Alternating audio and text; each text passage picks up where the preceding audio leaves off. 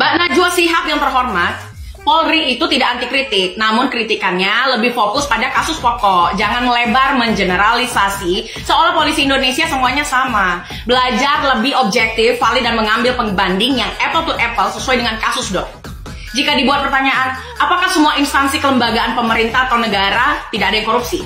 Bijaklah berpikir dan bersikap. Masih banyak polisi di daerah yang jauh dari kata mapan.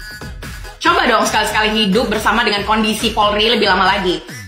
Pelajarin, cermati apa yang ada sebenarnya. Lakukan penelitian yang komprehensif dan objektif dengan sampel beberapa daerah. Banyak juga perwira yang masih jauh dalam kata mapan. Harusnya kaum jurnalis sekelas Mbak Najwa ini tidak berargumen hanya pada kasusistis, tapi tak pernah melihat kehidupan sebenarnya Polri yang jauh dari ibu kota maupun dari titik gesekan sosial ekonomi.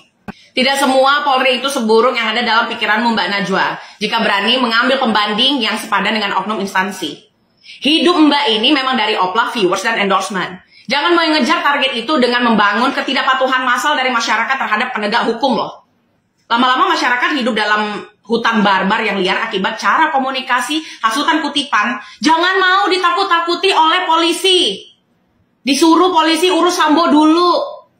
Seperti yang saya bilang, kasus Sambo itu sudah selesai dan dalam proses mekanisme hukum. Selanjutnya dalam due process the law, criminal justice system. Najwa tinggal dulu deh hidup berdampingan dengan polisi sebulan aja. Baru tuh akan merasakan betapa beratnya tugas pokok dan tugas perbantuan kepada pemerintah.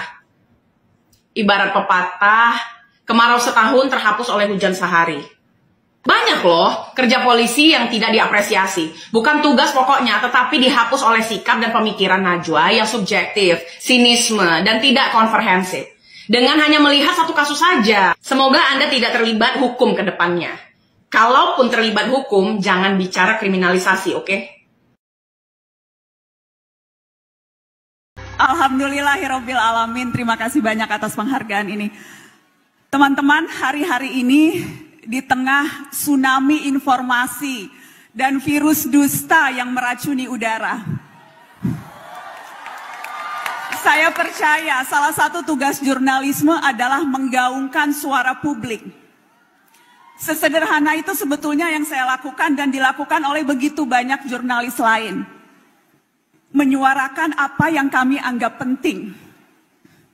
Ada banyak kebenaran, manis atau pahit, yang semuanya harus berani dibicarakan secara bersama-sama hari ini.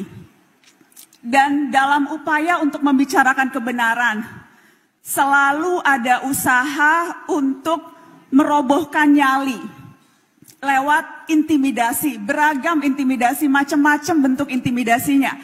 Tapi tujuannya selalu satu, membangun rasa ngeri, menakut-nakuti supaya kita berhenti.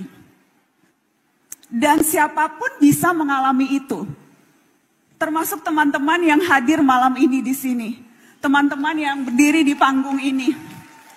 Teman-teman adalah kelompok orang-orang yang begitu mudah dicintai karena populer, karena karya, dan juga karena tindakan sehari-hari yang menginspirasi. Dan inspiratif sebetulnya itu artinya punya daya tular. Karenanya mari rapatkan barisan, teman-teman. Mari saling menularkan nyali, memperjuangkan nilai integritas, toleransi, pentingnya partisipasi, nilai-nilai yang kita percaya sama-sama di narasi. Supaya selalu ada orang-orang di luar sana yang juga menolak berhenti dan terus berani. Terima kasih sekali lagi. Assalamualaikum.